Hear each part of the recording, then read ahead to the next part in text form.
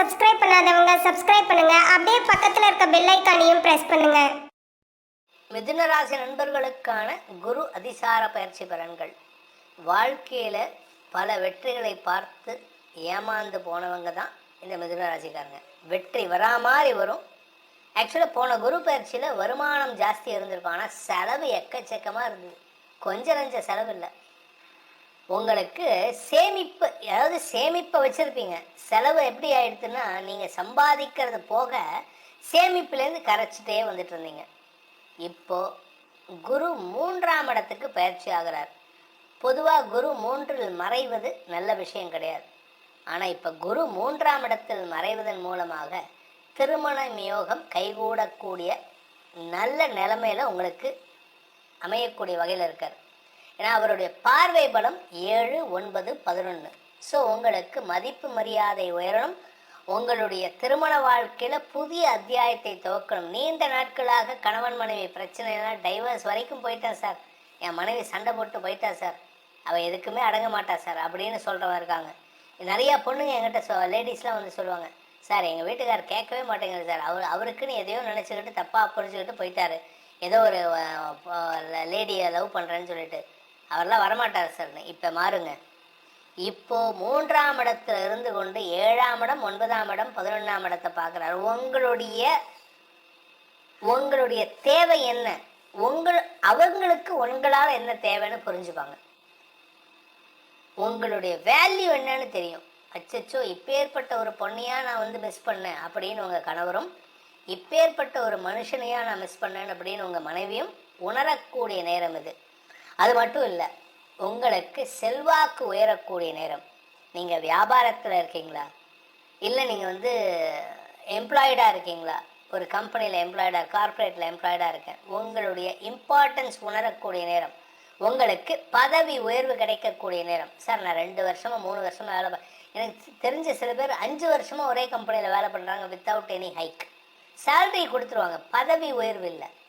என்றைக்குமே மனுஷனுக்கு வந்து மனுஷனோட ஈகோ எப்படின்னா, நான் மேனேஜர், சில பேர் பார்த்தீங்கன்னா retired tahsildar, retired general manager, இது போர்டு போட்டுருவாங்க. அது வந்து அந்த ஈகோ. அது நீ ரிட்டையர் ஆகிட்டீங்கன்னா அந்த கம்பெனியில் அவனை மதிக்க கூட மாட்டான். கவர்மெண்ட் ஸ்டாஃபாக இருந்தால் கூட நீங்கள் ரிட்டையர் ஆகிட்டீங்கன்னா அந்த டிபார்ட்மெண்ட்டுக்கு போனீங்கன்னா உங்களுக்கு மரியாதை கிடையாது. ஏன் அப்படின்னா அங்கே வரவனுக்கு வந்து அடுத்து உங்களுக்கு அப்புறம் வந்தவன் ஞாபகம் வச்சுருப்பான். ஒரு 6 வருஷம் கழித்து போனீங்கன்னா அங்கே யாருன்னே தெரியாது உங்களை. நீங்கள் பேங்க்கில் ஒர்க் பண்ணியிருக்கீங்க, அங்கேருந்து வெளியில் வந்துட்டீங்க, ஒரு 2 வருஷம் கழிச்சு போங்க, எல்லா ஸ்டாஃபும் மாறி இருப்பாங்க. நான் பேங்க் எம்ப்ளாயி சார், இருந்துட்டு போங்க, நீங்களும் வெளியில் நில்லுங்கன்றான். ஸோ இதுதான் நிதர்சனம். அப்படிப்பட்ட உங்களுக்கு இப்போ பதவி உயர்வு வர வேண்டிய நேரம். உங்களை பற்றி பெருமையாக பேசக்கூடிய நேரம். உங்களுடைய திருமண வாழ்க்கையில் புதிய அத்தியாயம் தூங்கக்கூடிய நேரம். பிரிந்தவர்கள் கூடுகின்ற நேரம். இளம் வயதினராக இருந்தால் ஒரு 30 வயசில் இருக்கீங்க, அவங்களுக்கு திருமணம் நடக்கக்கூடிய நேரம். ஸோ மொத்தத்தில் உங்கள் வாழ்க்கையில் ஒரு புதிய ஃப்ரெஷ் பேஜ் ஓப்பன் ஆகும். அந்த ஃப்ரெஷ் பேஜ் ஓப்பன் பண்ணக்கூடிய இடத்துல இருக்கீங்க. தொழில் அபிவிருத்தி ஏற்பட்டு அதன் மூலமாக வருமானம் அதிகரிக்கக்கூடிய சிறப்பான நேரத்தில் இருக்கீங்க. வியாபாரிகளுக்கு வெற்றி கிடைக்கும். வழக்காடு மன்றத்தில் வழக்கறிஞர்களுக்கு வெற்றி கிடைக்கும். வழக்கு தொடுத்தவர்களுக்கு வெற்றி கிடைக்கக்கூடிய யோகத்தில் இருக்கீங்க. ஸோ மொத்தத்தில் மிதுன ராசிக்கு நல்ல மாற்றங்கள் ஏற்படக்கூடிய வகையில் இருக்குது. ஆனால் நிறைய செலவு இருக்குது. ஏன் செலவு? சனி 12ஆம் இடத்தை பார்க்குறாரு. குறிப்பாக தந்தையால் செலவு, தந்தையுடைய ஆரோக்கியத்தினால செலவு, உடன்பிறப்புகள் சார்ந்த செலவுகள், வீடு மனை சார்ந்த செலவுகள். வீட்டில் வந்து இப்போ சென்னையில் நமக்கு தெரிஞ்ச இடத்துலலாம் பார்த்தீங்கன்னா மேல் வீட்டு மாடியில் 2nd ஃப்ளோர் 3rd ஃப்ளோரில் இருக்காங்க அப்படின்னா, 2nd ஃப்ளோரில் இருக்கிறவங்களுக்கு இல்லை, 2nd ஃப்ளோரில் இருக்கிறவங்கன்னா 1st ஃப்ளோரில் இருக்கிறவங்களுக்கு இந்த 2nd ஃப்ளோரில் இருக்கிறவங்களால தண்ணி லீக் ஆகுது. இதெல்லாம் நடக்கக்கூடிய இந்த மாதிரி செலவுகள் ஏற்படக்கூடிய வாய்ப்பு இருக்குது. அதாவது மராமத்து செலவுகள் ஏற்படக்கூடிய வாய்ப்பு இருக்குது. கூட பிறந்தவங்களால் செலவுகள் ஏற்படுறதுக்கான வாய்ப்பு இருக்குது. ஆனால் கூட பிறந்தவங்களுக்கு செலவு பண்ணிங்கன்னா கூட அவங்களால வருமானமும் இருக்கும். ஸோ மொத்தத்தில் உங்களுக்கு வருமானம் கலந்த செலவுகள் ஏற்படுகின்ற நேரம்.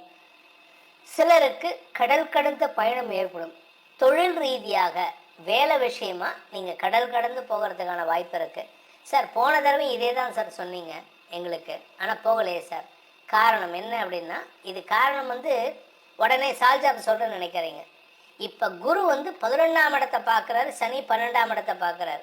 உங்களுக்கு ஒரு இம்பார்ட்டன்ஸ் கொடுத்து, உங்களுக்கு வந்து ஒரு மரியாதை கொடுத்து, ஒரு பொறுப்பை கொடுத்து உங்களை ஃபாரின் அனுப்புகிறோம். ஸோ இதெல்லாம் நடக்கிறதுக்கான நேரம். அப்போ குரு பார்த்தாரு அப்படின்னா 12ஆம் இடத்துல செவ்வாய் இருந்தார், அதனால் தடைப்பட்டிருக்கலாம். காரணம் இதுவாக தான் இருக்கும், ஆனால் இதுதான் இருக்கும்னு சொல்ல முடியாது. உங்களுக்கு செலவுகள் ஜாஸ்தியாகக்கூடிய நேரத்தில் இருக்கீங்க. ஏற்கனவே நிறைய செலவு பண்ணிட்டு சார், இப்போ எங்கே சார் இருக்குது அப்படின்னா, இப்போ வருமானத்தை கொடுத்து செலவு பண்ணக்கூடிய இடத்துல இருக்கீங்க. அதனால் நீங்கள் கவலைப்பட வேண்டாம். இப்போ லாபம் பெருகக்கூடிய நேரத்தில் இருக்கீங்க. உங்களை பொறுத்த வரைக்கும் எடுத்த காரியத்தில் வெற்றி அடையக்கூடிய, வழக்கில் வெற்றி. நீங்கள் வந்து ஒரு பிஸ்னஸ் பர்சன், நீங்கள் யார் பேர்லையாவது வழக்கு தொடுக்கிறீங்கன்னா அந்த வழக்கு உங்களுக்கு சாதகமான தீர்ப்புகள் வரும். அவங்க சுப்ரீம் கோர்ட்டே போனாலும் சரி, உங்களுக்கு தான் தீர்ப்பு சாதகமாக இருக்கும். ஸோ இந்த குரு அதிசார பயிற்சிங்கிறது வந்து மிதுன ராசிக்கு வளர்ச்சியை தரக்கூடிய வகையில் இருக்குது. இது குரு 11ஆம் இடத்தை பார்க்குறாரு. இதனால் என்ன அப்படின்னா, உங்கள் வீட்டில் உங்களுக்கு அண்ணனோ அக்காவோ இருந்தாங்க அப்படின்னா அவங்களுக்கு திருமண யோகம் கைகூடும். அவங்களுக்கு திருமண யோகம் கைகூடும். உங்களுக்கு வேலை நிமித்தமாக நீங்கள் வெளியூர் பிரயாணம் ஏற்படும் சொன்னேன். அது அந்த சமயத்தில் தான் அவங்களுக்கும் திருமணம் நடக்கும். அதனால் நீங்கள் அலைச்சல், உங்களுக்கு அலைச்சல் இருக்கும். உடன் பிறந்தவர்கள் மற்றும் தாயாரால் செலவு இருக்கும்னு சொன்னேன். உடன் பிறந்தவர்களுக்கு நல்ல செலவு, தாயாருக்கு மருத்துவ செலவு. ஆனால் என்ன ஒரு நல்ல விஷயம்னா, அவங்க உடம்புல இருக்கிற வியாதிக்கு தீர்வு கிடைக்கும். அதாவது 2 விதம் இருக்குது. எல்லா மருத்துவ செலவும் பண்ணிவிட்டு அந்த வியாதி அப்படியே இருக்குன்னா அதுக்கு பேர் மருத்துவ செலவு கிடையாது, அது விரயம். நீங்கள் ஒரு செலவு பண்ணுறீங்க, உங்கள் அம்மாக்கோ உங்கள் அப்பாக்கோ செலவு பண்ணுறீங்க, அந்த வியாதியிலேருந்து தீர்வு கிடைக்கிறது அப்படின்னு என்ன அர்த்தம்? அப்போ அது நல்ல செலவு தான். அதாவது மருத்துவ செலவு. அதனால் உங்களுக்கு நஷ்டம் இல்லை. அந்த உபாதையிலிருந்து வெளியில் வரீங்கல்ல, அந்த மாதிரி ஒரு செலவு. வீட்டில் சுப விஷயங்கள் நடக்கிறதுக்கான நேரம். ஸோ உங்களை பொறுத்த வரைக்கும், இந்த மிதுன ராசியை பொறுத்த வரைக்கும் உங்களுடைய வியாபாரத்தின் மூலமாக ஆதாயம் ஏற்படுறதுக்கும், வழக்காடு மன்றத்தில் வழக்கறிஞர்களுக்கு தங்களுடைய வார்த்தை ஜாலத்தை கொண்டு வருமானத்தை ஈட்டுவதற்குமான வாய்ப்பு இருக்குது. பேச்சை தொழிலாக கொண்ட வழக்கறிஞர்கள், ஆசிரியர்கள், அரசியல் துறை சார்ந்தவர்களுக்கும், HR கன்சல்டன்ட்ஸ், சேல்ஸ் பர்சன்ஸ், இவங்களுக்கெல்லாம் வாயால் ஜாலம் செய்து சம்பாதிக்கிறதுக்கான நேரம். உங்களுக்கான பரிகாரம் சிம்பிளான பரிகாரம் சார். அதாவது ரிஷபராசிக்காவது பழனியில் போயிட்டு மலை மேலே ஏறி போகணும்.